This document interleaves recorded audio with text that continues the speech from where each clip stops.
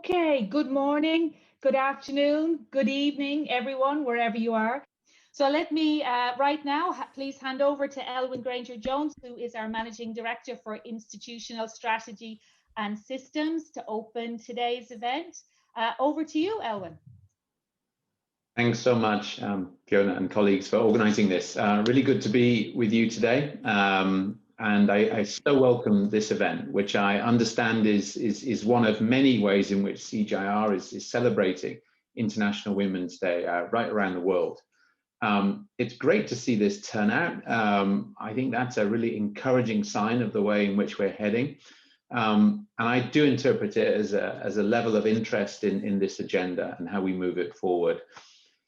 As I'm sure you know, International Women's Day is a global day to reflect on progress made, celebrate achievements of women and girls, and raise awareness of the huge work left to be done, particularly in science, which I'll come back to. The UN's theme of this year's International Women's Day is Women in Leadership, a very relevant theme, of course, to focus on internationally, but also right here at home in the CGIAR. There are so many studies, colleagues, of the benefits to decision-making, the quality of decision-making when there is diverse representation of gender, but other aspects of diversity. Quite a lot of also research on the functioning of boards that actually we brought out in our system council discussions a few years back when we were talking about setting up this common board concept, but also in organizations too. And that's needed for all kinds of reasons I don't need to explain to this group, but includes the fact that you need diverse perspectives given the complexity of the problems we're trying to face.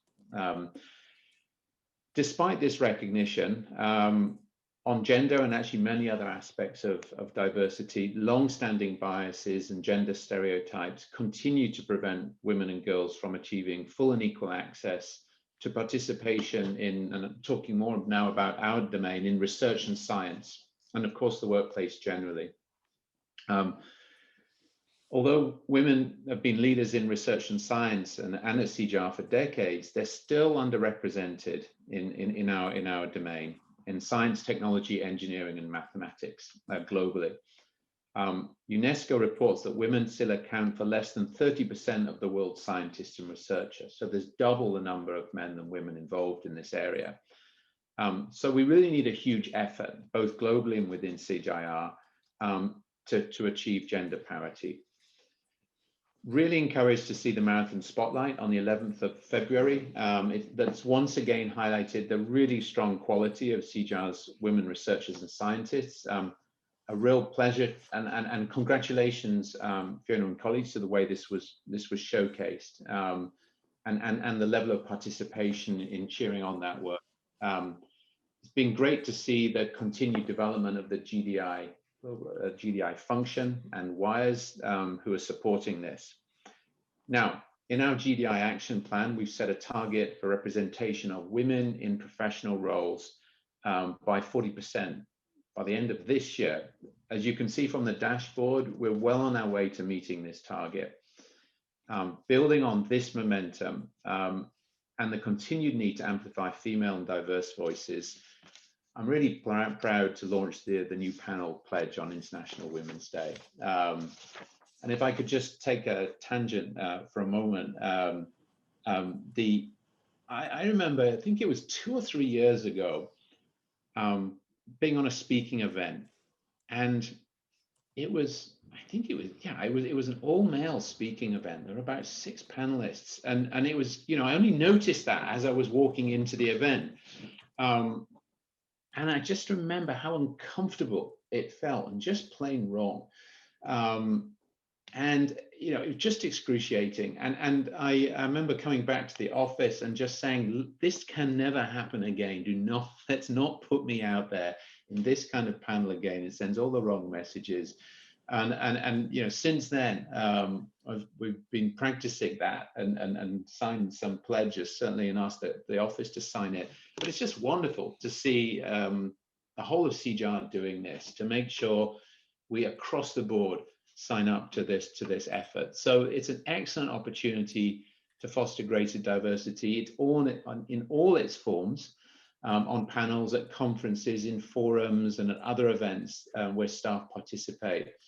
I'm very excited to be one of the first signatories of this panel pledge, and of course committed to advocating this agenda, including as we develop one CGIAR, where obviously it's an opportunity to continue really strengthening how we see ourselves, how we are seen, and how we are represented.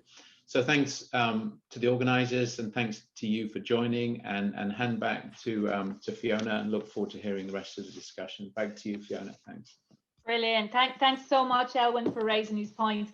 And also, thank you for the continued focus which you and other EMT members and the board members are placing on GDI and on advancing inclusive workplaces. It's really great to have this kind of support, especially at the most senior levels. Okay, so let's get right down to the details. What exactly is a panel pledge, and how and why was CGIAR's new panel pledge created? Well, the very first question, let's go to the first question. Why a panel pledge? Well, CGIAR staff, in the course of our duties, I mean, we regularly contribute to and host internal and external events, such as conferences and discussion panels. And where such events lack gender balance and diversity, it really does limit the quality of the conversation. It risks privileging some voices over others, and it creates the risk that there may be bias in the perspectives and the ideas that we hear. Making conscious efforts to hear the voices of individuals from different genders and from different backgrounds can bring new perspectives and new ways of looking at things. This diversity of thought can lead to more interesting and informative discussions. It also ensures, that our conclusions have greater legitimacy when we've heard different voices.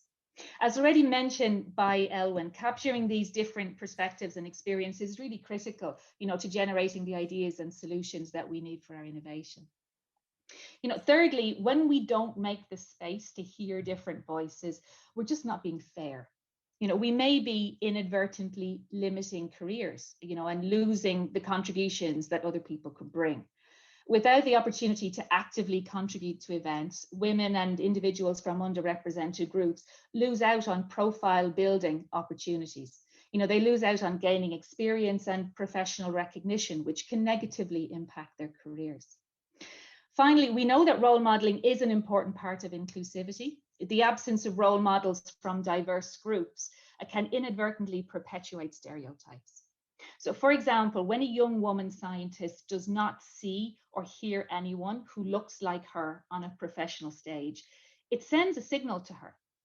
She could interpret that signal to be that people like her are not welcome, or that they don't have anything interesting to say, or even if they did, that nobody would be listening.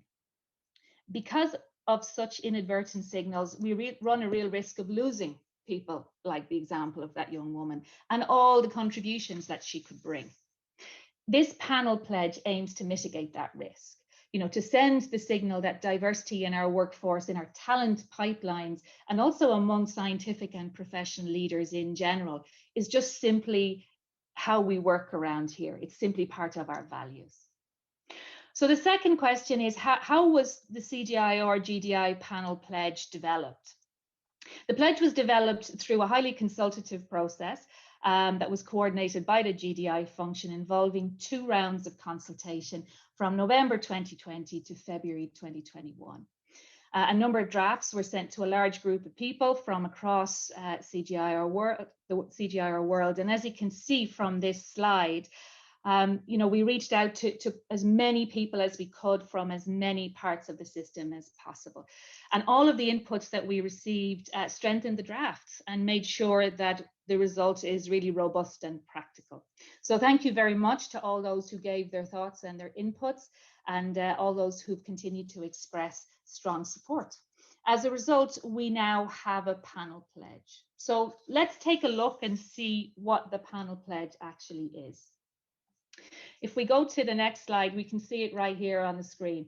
The pledge is to ensure that a diverse range of people from a variety of genders, backgrounds, age groups, cultures, and abilities are given an opportunity to meaningfully contribute to public discussions and are evaluated fairly for speaking opportunities at conferences and other professional, external, and internal events. So all CGIAR staff are welcome to participate in the pledge, and senior managers, of course, are particularly encouraged to participate because of their role modeling. We have guidelines for implementing the pledge. They've been developed and specifically outline the steps for signatories. And those signatories can take those steps when they're invited to speak at external events and also when they're organizing internal professional events. Let's go to the next slide to actually see what those recommended steps are. A lot of words on this slide, but let's try summarize it. When you're invited to speak at a professional event, as a signatory, you're asked to do a number of things.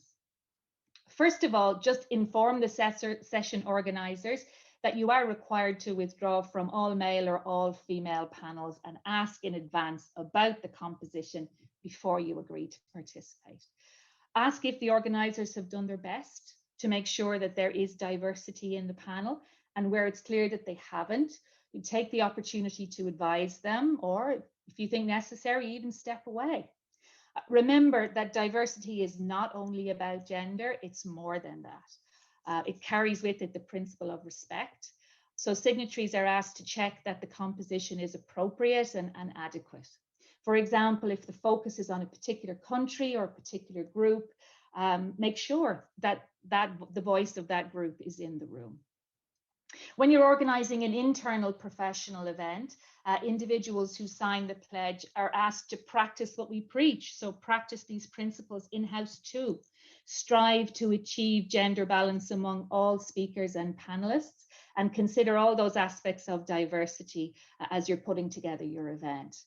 You might want to distribute topics differently and break the mold on who you ask to speak on what subject, and encourage diverse participation when you're taking questions from an audience. So where can you sign up to the pledge and find more information about it?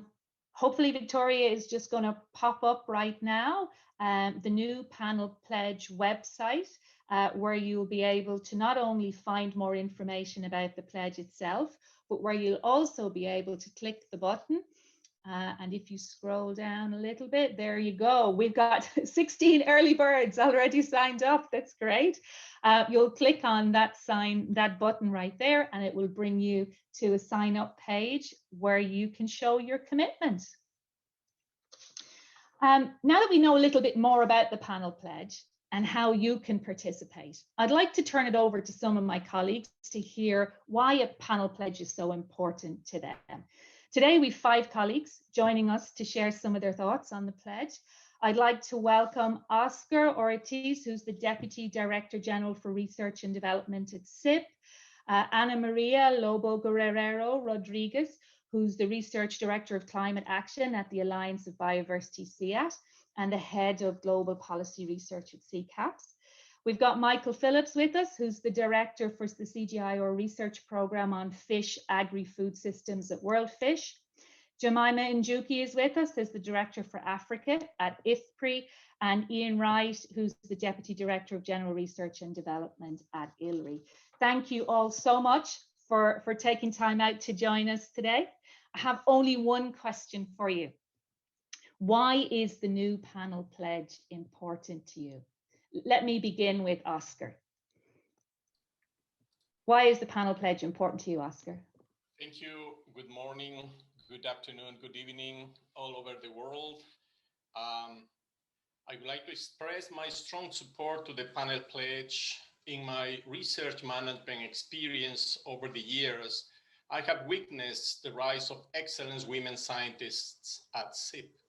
2 of them actually World Food Prize winners. However, I have also witnessed the substantial additional effort that women scientists have to make to have the visibility and recognition that they deserve in the different types of events. The pledge is a mechanism that will support that women scientists have the space that they deserve in public forums to express their voice and ideas. This is a step forward in the road to equity and diversity, a mechanism to continue the process of change of a paradigm or a mindset that takes for granted that events do not need to include gender or diversity in general. It has been confirmed by several studies and many organizations have it clear that diversity of viewpoints from gender, from culture, etc., can foster innovation in the teams. So it's not only to emphasize more equity, but it will have a direct impact in the innovations that we have as a research for development community to deliver in the future. This is even more relevant at the moment, given the substantial challenges that global food systems face, which require creativity and innovation to develop feasible solutions. Diversity of views is required from gender, from culture, from backgrounds, and that will enhance the likelihood of impactful innovations. I would also like to thank for the opportunity to talk, not only as a professional today, but as a father of 2 girls, one of them already studying a science and engineering career.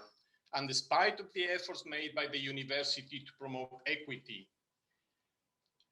she's starting to experience firsthand these challenges and resistance, particularly regarding opportunities to speak in scientific or technical world, mostly dominated by male professionals, some of whom take for granted that that is the way.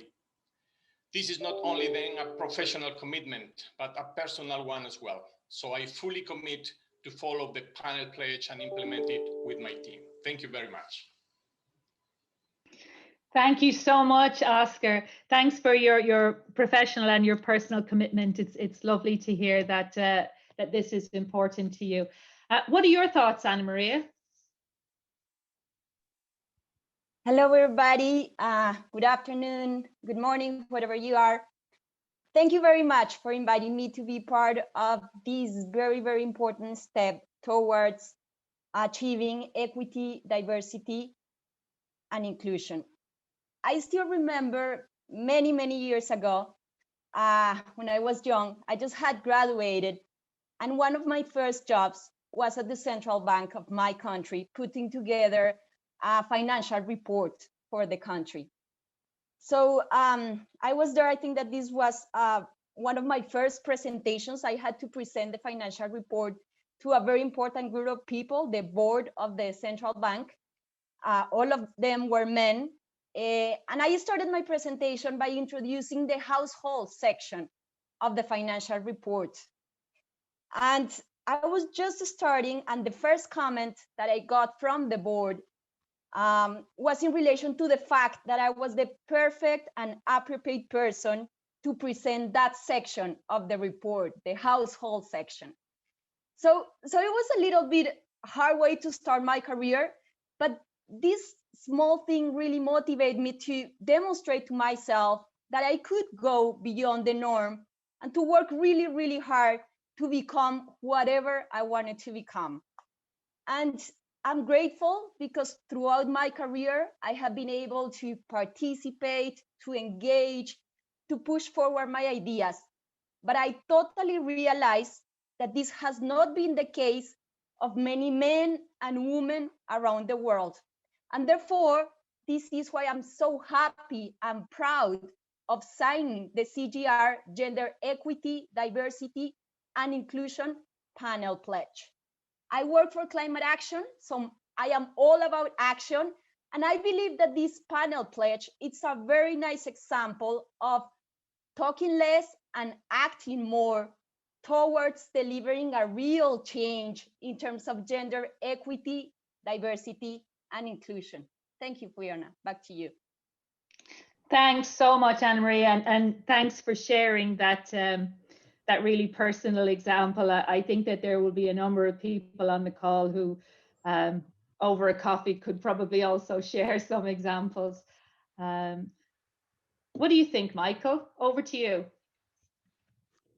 Thanks so much for the invitation to participate today. I think what a great initiative. So proud to be part of CGIAR when you see such initiatives emerging with very, very strong support. So I hope my participation here today shows my motivation to take action against inequality and bias and promote inclusion through the CGIAR Gender, Diversity and Inclusion Panel Pledge.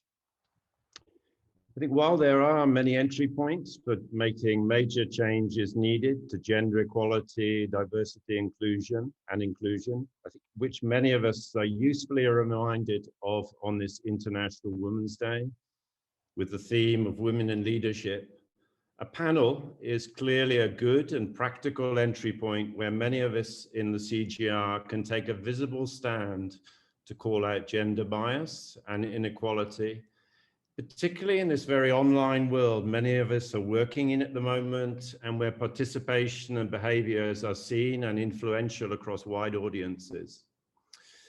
In my role as a CGIAR Research Program Director, I have many opportunities to put the pledge into action. I'm lucky in many ways in that respect, and have opportunities to influence and engage with others in my teams and partners to take further action, which I will. Like many other research leaders, I'm working in an area of the food system, fish and aquatic foods in my case, where there are many people negatively impacted by a lack of inclusive action in policies, investments, and simple access to decent work, but also an area of tremendous opportunities for change through challenging and calling out gender bias and inequality at many levels. Whilst there's clearly much to be done, I am motivated to sign this panel pledge as an immediate and practical approach, and one that sets an example to help address the challenges. Of course, ensuring inclusive participation and diversity in panels is clearly not everything we can do. Inclusion goes well beyond forming and managing conferences and other events, to listening and taking action on the diversity of thought and ideas that emerge from diverse participation. So important for our research and innovation. So in taking this pledge, I'm also making a commitment to continue to take such actions in learning and listening and supporting our scientists, our diverse scientists, to move forward to address the many challenges for gender, diversity, and inclusion that we recognize on this International Women's Day. As a director within the CGIAR, I can take during 2021, but I'm also motivated to think that our experience across the CGIAR in this special year can and will help form a stronger foundation and movement for the future, and the one that can be taken up even more strongly in the new One CGIAR. So thank you very much for the invitation. A real pleasure to take part in the event today. Thank you. Thanks so much, Mike. Really appreciate your commitment. Thank you so much. Over to you now, Jemima. Why is the panel pledge important to you? Thank you so much, Fiona, and for having me speak at this event. This pledge is a personal thing for me as well. You know, having joined the CGIAR as a very young scientist very many years ago, and really being motivated by the few, even back then, by the few women that I was seeing in conferences and in research leadership position. So it's very personal for me in that way. But there are also three other reasons why I really support this pledge. The first one is because we actually know to solve today's problems, we need diversity on the table. We need those that are most impacted by the issues that we are dealing with to have a voice in articulating these and in articulating the solutions that they see for themselves. So for example, we know close to 50% of our food production, of the labor in farms is being provided by women. We need these women's voices, not just when they talk about the firm, but in the factories, in the markets, in global conversations, in boardrooms. It is important that we do that. The second reason is because, and you mentioned this earlier, Fiona, because representation matters. If if boys do not see women in these conversations, what does that tell them about the place of women in society? If girls do not see women scientists, women researchers, women policymakers having their voices heard, what does that tell young boys about the place of women? So I believe it is also an issue of our socialization processes, because when young people start to see this representation, it changes how they perceive things. It changes how they see themselves. And the third reason is, of course, because we know these voices have been underrepresented. A lot of these groups that we seek to include, be they indigenous women, young voices, they have been excluded from conversations. And so there is a wrong here that we have to right. And this pledge, in my view, has been a long time coming. I am glad we are doing this, but this is something we should have done a long time ago. And I'm really excited, Fiona, to have you spearheading this. I will finish by saying that we need to go beyond even this pledge. As Michael has said, this has to be a starting point. It has to be a practical starting point for us. And I just want to give you a quick insight to this, because we are not tracking a lot of diversity in our panels within agriculture and food systems, but the health sector has been tracking this for a long time. In their last conference in 2018, one of the big global conferences before COVID hit, they had 50% of participation on women in this global conference. And they had taken the pledge before.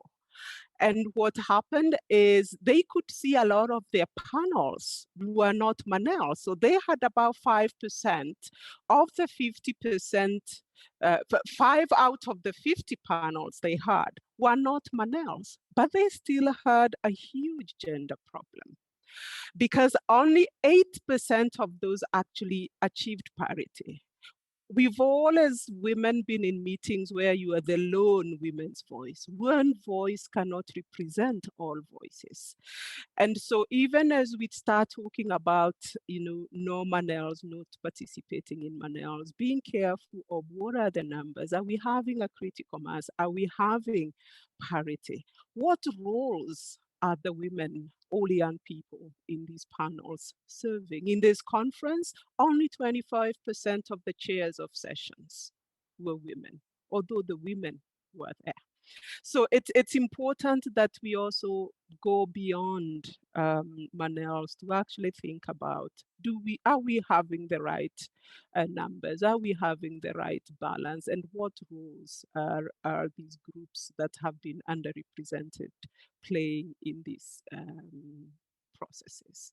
Thank you very much, and I'm really excited and very supportive of this pledge. As I've said, it's been a long time coming.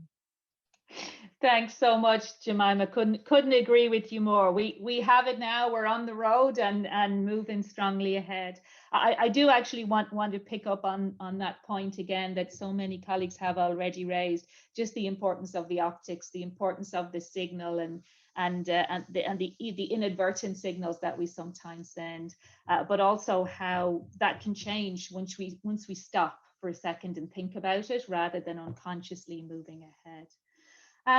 Last but not least, Ian, let me turn to you. What are your thoughts? Okay, thanks, Fiona. Good morning, good afternoon, good evening, everyone. And it's great to be part of this session. And I'm really delighted that the CGIAR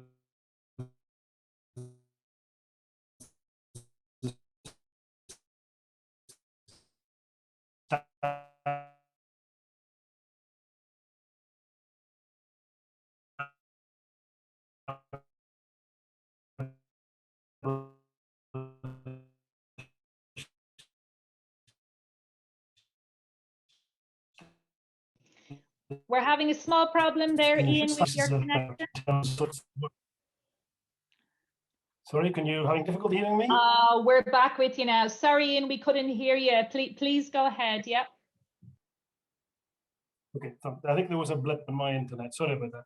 So I want to tell two stories about what really brought home to me early in my career, why it is so important that we hear diverse voices, including the voices of women, but not only women, of course. The first story relates to back in the late 1990s, long before I joined the CGIAR. I was working on a project with colleagues in northern Pakistan, working with the Aga Khan Rural Support Program in the beautiful part of the world in the Karakoram Mountains. And I was in a remote village on the Karakoram Highway, not far from the Chinese border, with some of my colleagues, talking to the men in a village about their livestock in their village. And they were telling us the story of how a local NGO had introduced a new breed of sheep to the village. These sheep were fantastic. They were 25% bigger. When you sold them, the carcasses were bigger. They were 25% more income. Best thing that had happened to the village in the last 10 years. Meanwhile, one of my female colleagues was talking to the woman of the village in the next house. And they had a very different story to tell. They were complaining about these sheep, how they were bigger, they ate more. These women had to spend 2 hours a day more gathering feed for these big sheep, these big animals. They didn't have time to cook and look after the children. And that really brought home to me how important it was to have diverse voices, because you get very different messages, very different views and perceptions of the world from diverse voices. The second relates to when I joined the CGIAR and joined ILRI. My first job in the CGIAR was as ILRI regional representative for Asia. So I moved to Asia, and I would often go to meetings with 70 people in the room. And I recall one meeting, of the 70, there were 2 women in the room. And during that 2-hour meeting, there was no voice of women. Although there were 2 women present, they had no voice, they didn't speak. And that, really shocked me, to be honest. I was shocked that we were not hearing from women.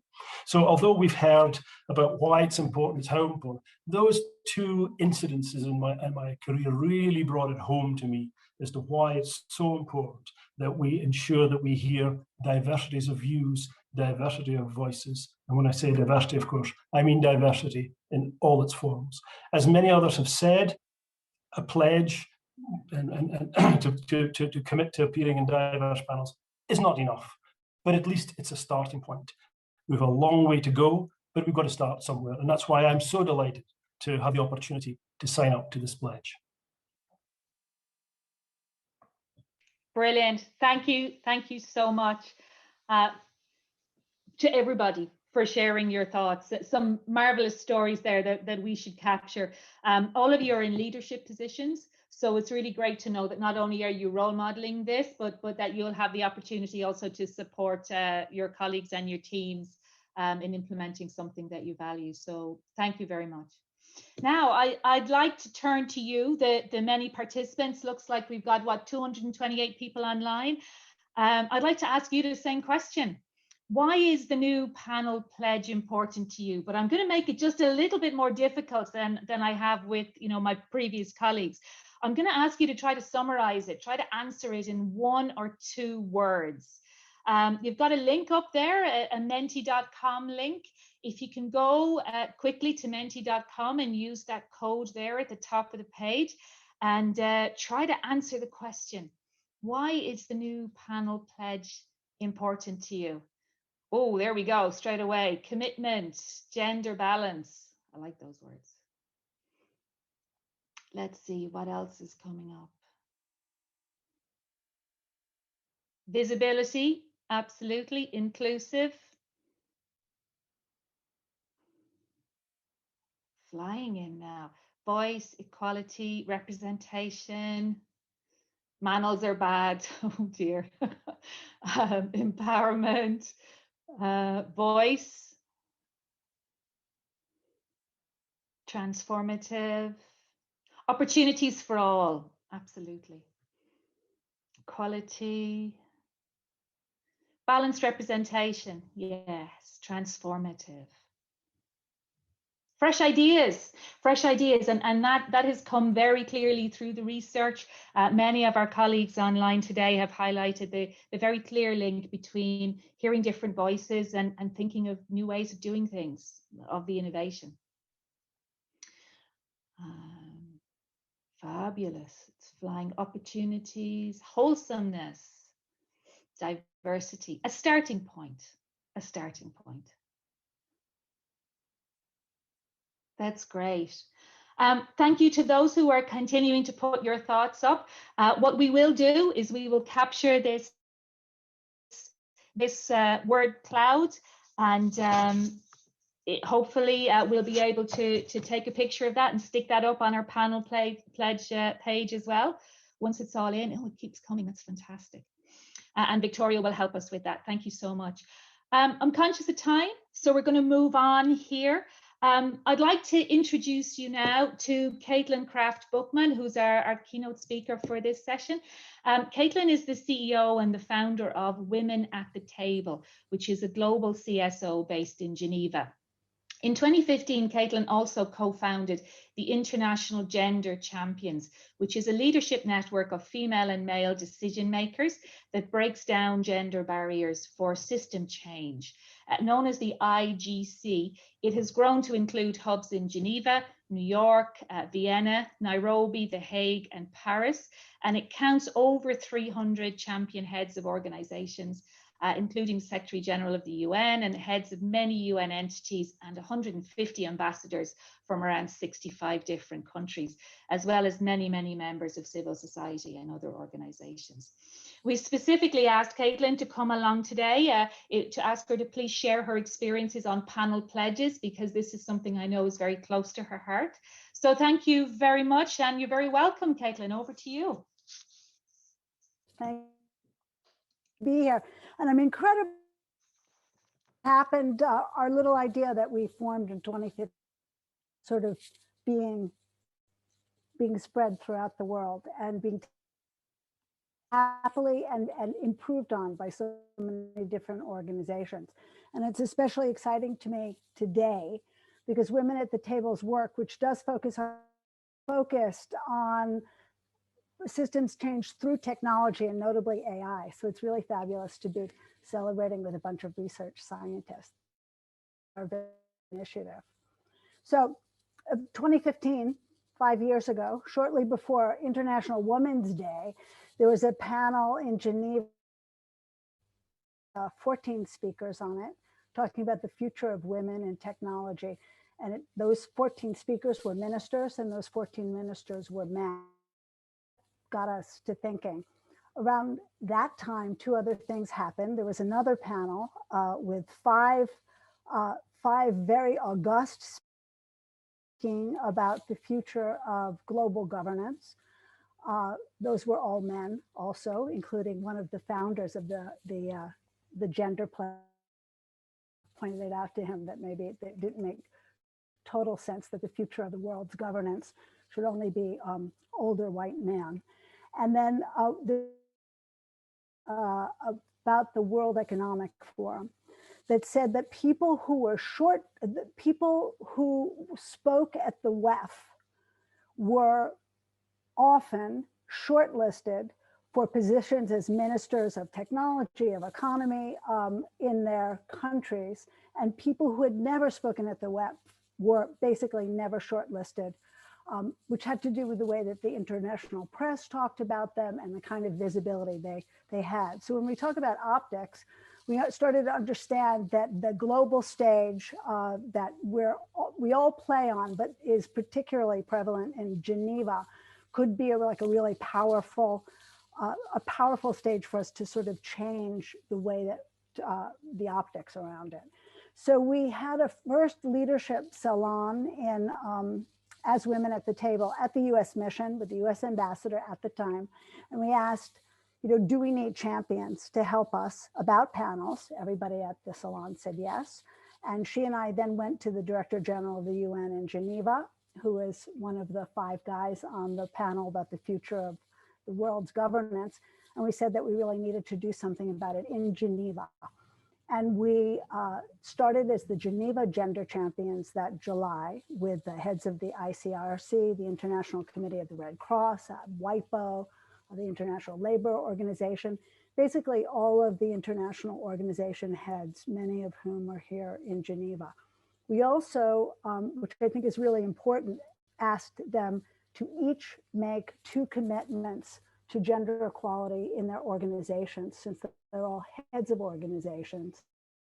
And that was our way of extending the panel pledge beyond this kind of general conversation. So everybody said yes. We made it incredibly easy for everybody to just sort of sign on. And then immediately everybody saw how difficult it was, because with the heads of all the other organizations, it was always going to be all men. So we started to come up with a series of kind of interesting hacks. The first set were people put empty chairs on stage to represent lack of women's representation. People decided to say that only questions from the audience would be from women because only men had been allowed to speak as speakers. Sometimes people came on and just said, I have to just say, put a disclaimer on. When will there be a woman head of state that's able to stand with me on stage and talk about this? Secretary General in particular had a really hard time finding women to speak with and in some of these very public events. And those problems sort of continue on. We've had speakers who had to walk out of sessions. We had one speaker who just picked a woman expert from the audience who he happened to know and just say, I think that you need to be up here instead of me.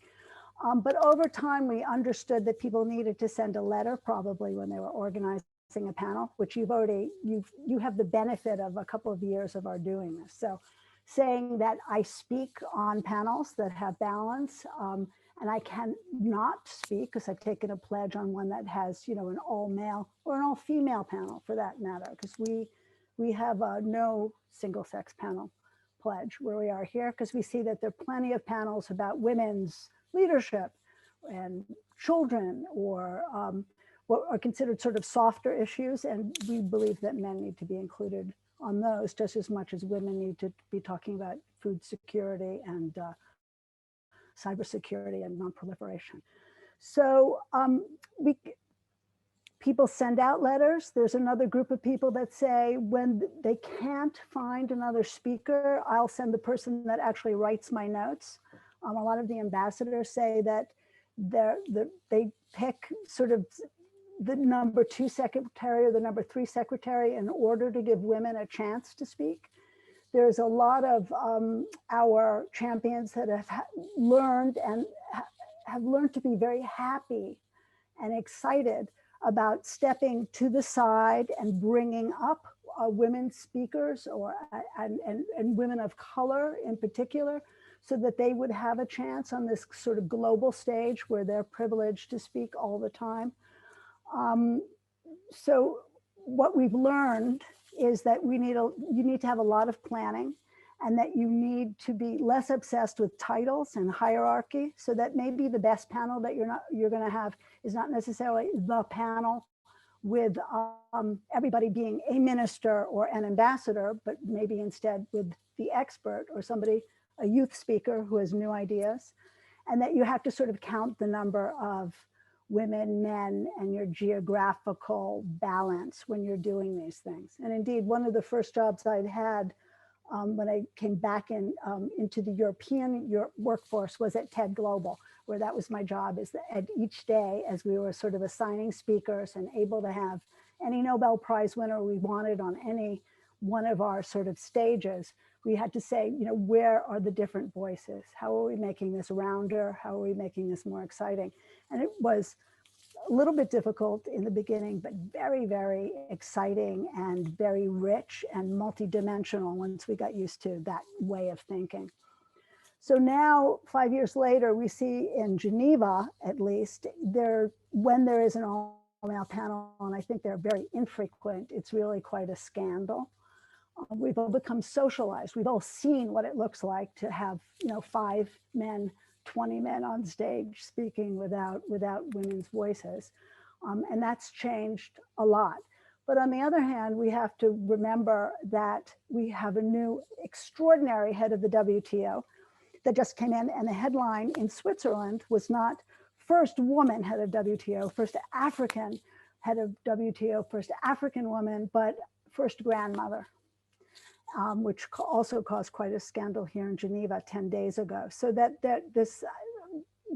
we like to think of ourselves as enlightened people. I'm sure everybody that's here, it's self-selected, believes in gender equality, may believe it's on its way to being a reality, but we still have a lot of work to do in terms of the optics.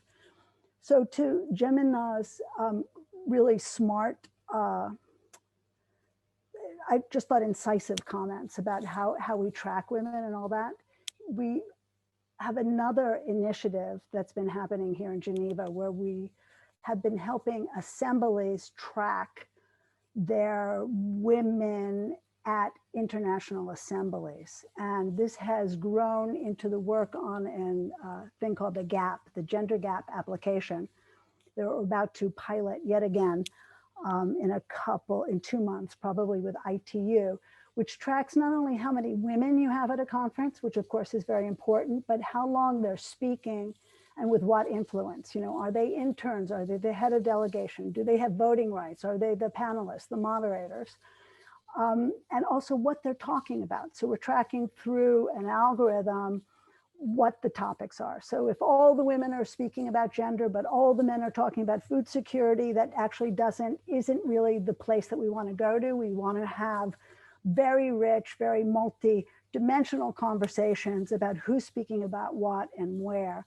And our idea is to actually end up at the COP in November to track the open negotiations to see, you know, where women are able to speak and also with what voting rights in which delegations, because there's a lot of work that we have to do there.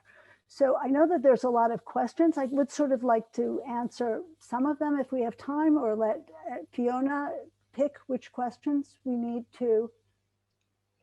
Thank you so much, Caitlin. I mean, from our perspective, the fact that you have 5, 6, 7, 8 years of this under your belt means you have so many brilliant lessons learned for us. And as many colleagues have highlighted, this is the first step of our journey in this area. So thanks so much for sharing everything that you have done. I know that Inga and Rachel have been very carefully monitoring the Q&A throughout the session.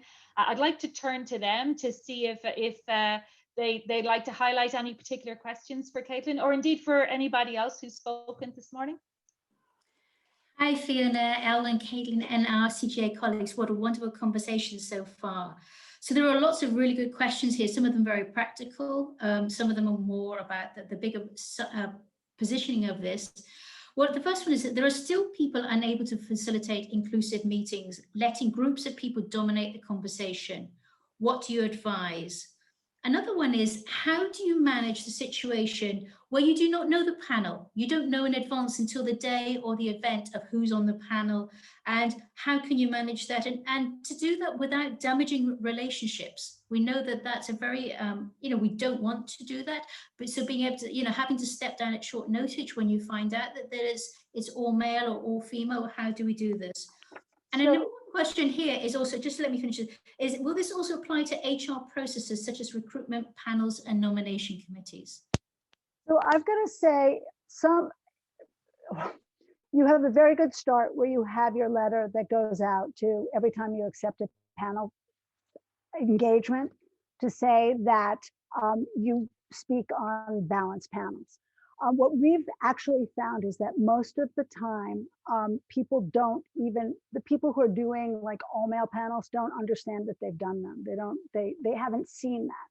And once they do see it, then they want to rectify it. And I think the best example of that is the Vatican had booked the Palais in Geneva, Palais des Nations, which the Director General is in charge of. And he wrote back to them. He said, I'm so sorry to do this to you, but I have to tell you, I just started this thing called Gender Champions, and you only have all male speakers.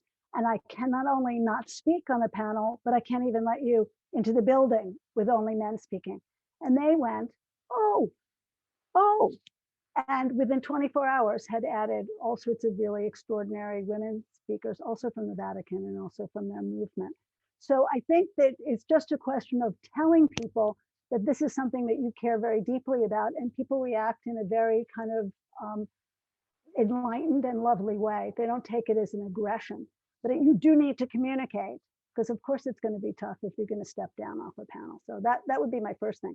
Second thing, I have no idea about your HR recruitment policy, so I will step away. But I will say that the research shows that if you have to have on recruitment panels, you have to have a certain amount of balance in order to be able to recruit women. And I think it's something like if you have out of 4 people, 1 woman, the woman has like 10% chance. And if you have half and half, she has 50% chance.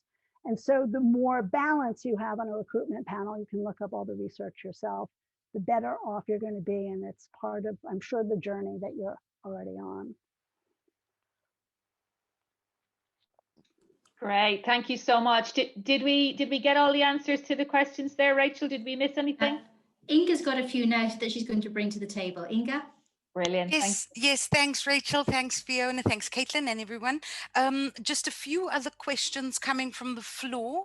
Could the panel pledge be extended to external parties we engage with? Could we offer them to sign the pledge? This comes from Medina.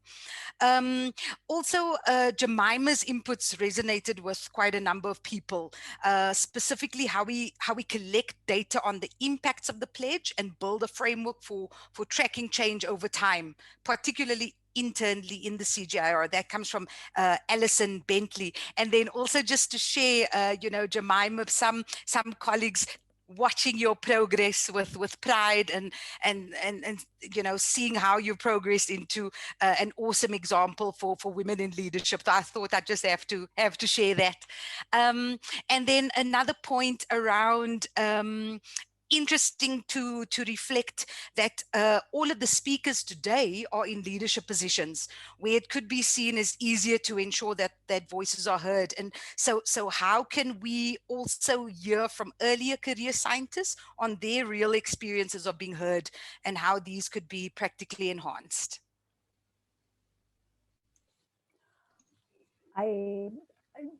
I think it's really great to have youth voices. It's the same way. I mean, I do think that it's a process, right? That you want to be able. What do you have on? I saw on the slides.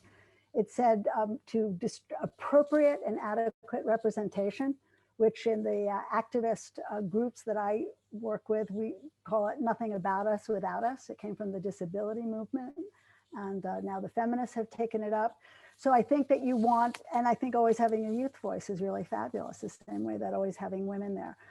Also the same way you talk about distributing topics and breaking gender models, I think is really deeply important. I don't know if that answers your question, but, and it depends also what the conversation is about.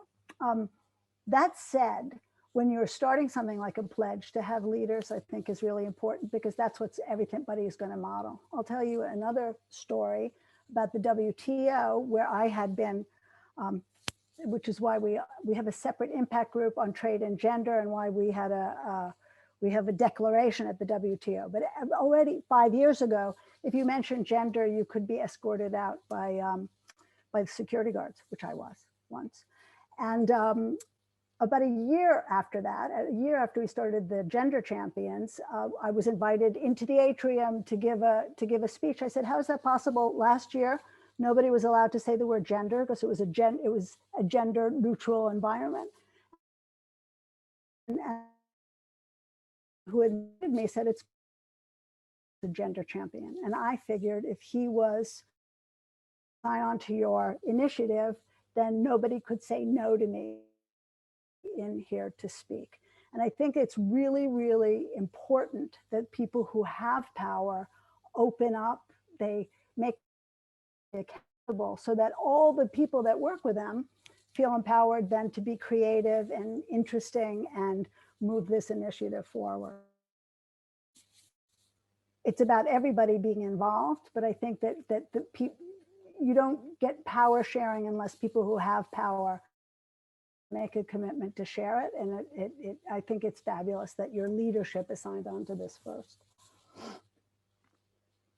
Great, thank you so much. I'm very conscious of our time. As always, when we have these webinars, I always feel like we never have enough time. We've reached the point again where we do have to start wrapping up. One of the final things I'd like to do today is to share that we already have some early adopters of the panel pledge.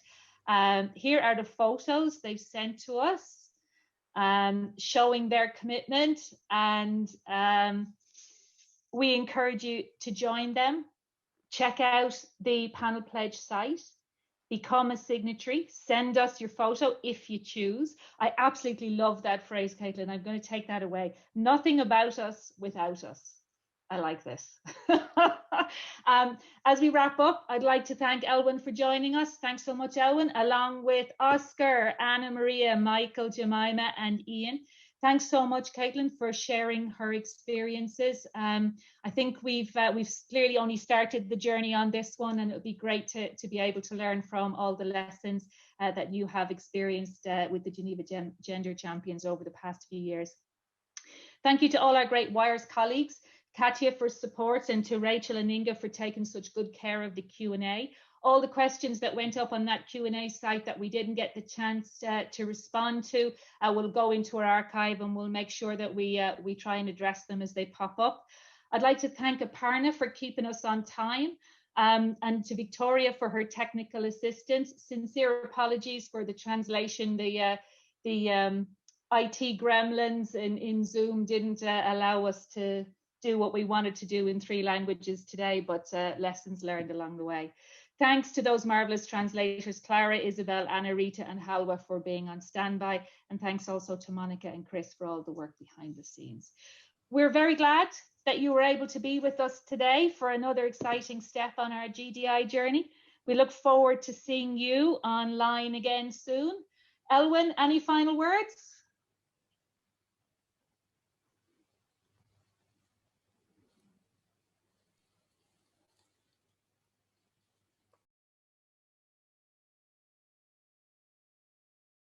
I think you're muted there.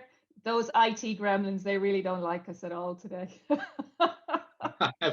Sorry, I have about 5 screens open at any one time to trace back to. No, this was wonderful. Thank you so much, colleagues. And I can think of lots of groups I'd like to circulate this panel pledge link to. So I think we can get those numbers up multiple times from what they are now. And you know, lots of signposts on the way forward here. I think, you know, what we're interested in the One CGIAR is not just changing the operational structure, but also how can we change and improve, continue to improve the working culture. And this is a really crucial part of it. How can we really continue to change? And thank you so much for Fiona and other speakers on sharing their thoughts on how we can do that. We're really committed to it. Sorry, my EMT colleagues couldn't join, but it's something like 3 and 4 in the morning for them, and that was a little too much to get them up in the middle of the night, although I'm sure they would if we'd asked, but we didn't want to do that to them. So thanks, colleagues, for organizing this. Back to you, Fiona. Brilliant. Thanks very much. Our colleagues behind the scenes tells me that we're over 85 now. So if you haven't already signed up, please do go ahead, click. Oh, sorry, I've just got another update, 151 so far. So we've gone from 16 to 151 in an hour. Excellent. Thanks so much to all for your commitment. Look forward to seeing you again online soon in the next GDI event. Have a good day and goodbye for now. Thank you. Bye-bye.